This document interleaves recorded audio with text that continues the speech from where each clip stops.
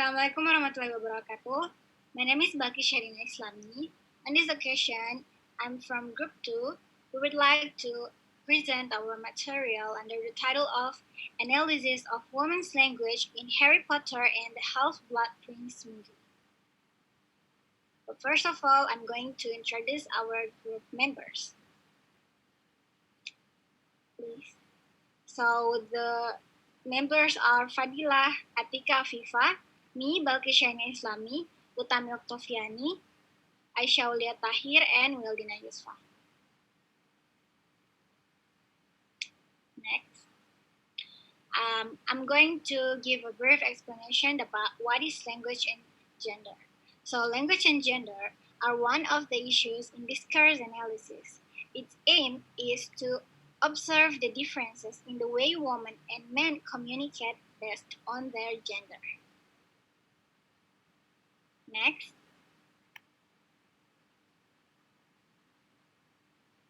So some of the characteristics that will be analyzed in these observations are lexical hedges, tag questions, precise color terms, hypercorrect grammar, super polite forms, and emphatic stress. Next. Formal speech. The first part is lexical hedges, will be presented by Atika Afifa.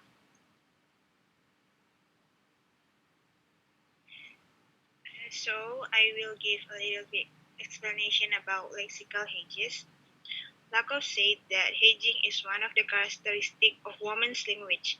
It shows a lack of confidence and reflects that feeling of women's insecurity. With hedges, women refer to the frequency of using phrases like sorta or sort of, like, you know, well, kinda, kind of, I guess, and it seems like.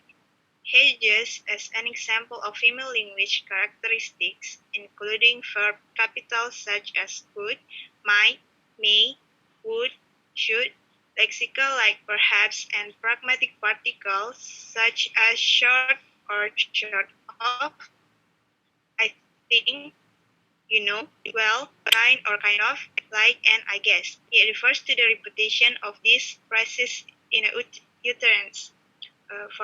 For example, in scene 22, Hermione said, "Well, how do you feel?" In that conversation includes of woman language which is lexical hedge. We can see that the character Hermione asks Harry about his feeling by using word well, and the word well is one of kind of example lexical hedges. I think it's all about lexical hedges. Let's move to the next speakers. Thank you, Atika Afifa, for the explanation. We're going to the next slide. So, tech question will be presented by Aisyah Aulia Tahir. So I'm going to explain about the question. The tech question gives the partners freedom of speech, does not ask him to agree with the views of speakers, according to Lakoff via Cameron in 1990. Lakoff gives an example for this term. Looking at the following two sentences, first is what's a terrific idea and what a defined idea. From the example above, sentence 1 may be used under the right conditions by female speakers, and speakers 2 are more specific and may be used appropriately only when the speakers feel that basically the idea mentioned are not important or are just a pleasure to speakers only. We can see in the extract when Dumbledore said rather unpleasant to be all, isn't it? And Harry responds by I hardly just operated to the night. In the above extract, we can see how both of the characters, which are Harry and Dumbledore, speak using the equation characteristic, and that shows by the use of isn't and didn't I after some phrase they say, which tell the speaker probably has a certain answer or no, but it's very hesitant to state it. This type of sentence provides a means so that a speaker can avoid involving himself and avoid disputes with his partner. That's it. Thank you. Back to the moderator. Thank you, Aisyah, for the explanation. We're going to the next slide. So precise color terms, this part will be explained by Fadila. Fadila, time is yours.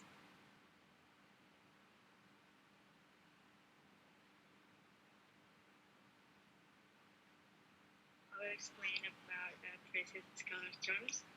Women give colors detail far more precisely in naming colors than men do, without mentioning the speaker himself. One might avoid this method by making perfect and appropriate aesthetic judgment or intellect judgment, but it is also strange a way describing one's emotional or mental state. To circumvent this situation is to seek and avoid making strong statements as characteristic of woman's speech. Thank you.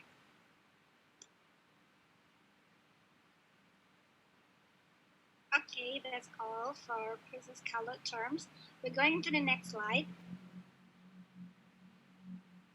So hypercorrect grammar will be explained by Wildina Yusfa. Okay, I'm going to explain about hypercorrect grammar.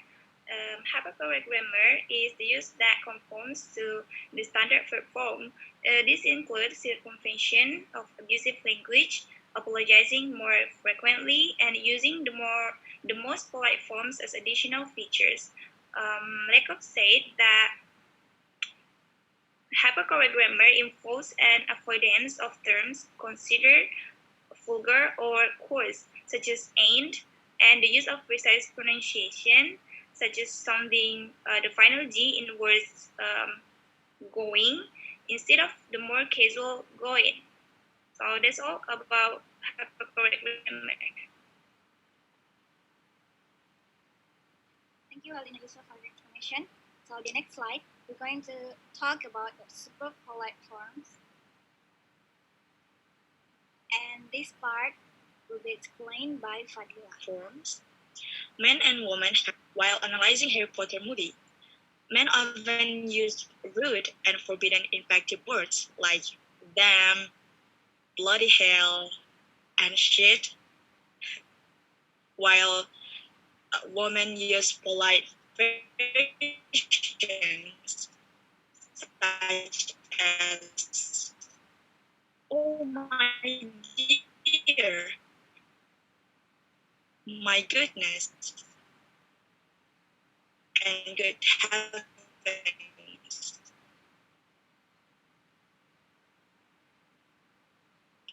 It is because in society, women are also seen as for it must be reflected.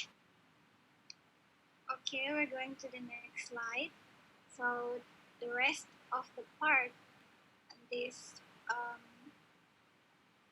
we're going to give Utami Octaviani to give the explanation for the rest two part is empathetic stress and data analysis. For Utami Octaviani, time is yours.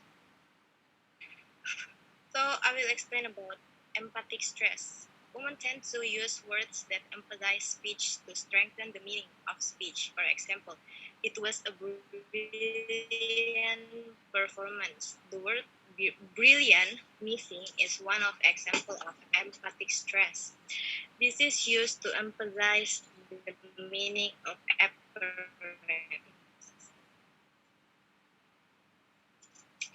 For the example,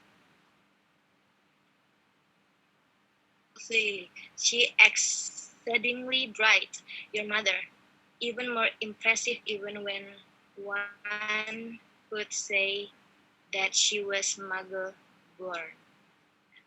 Harry Potter is the best in our years. The conversing stress we see at the word best. Women tend to use words that emphasize speech to strengthen the meaning of speech.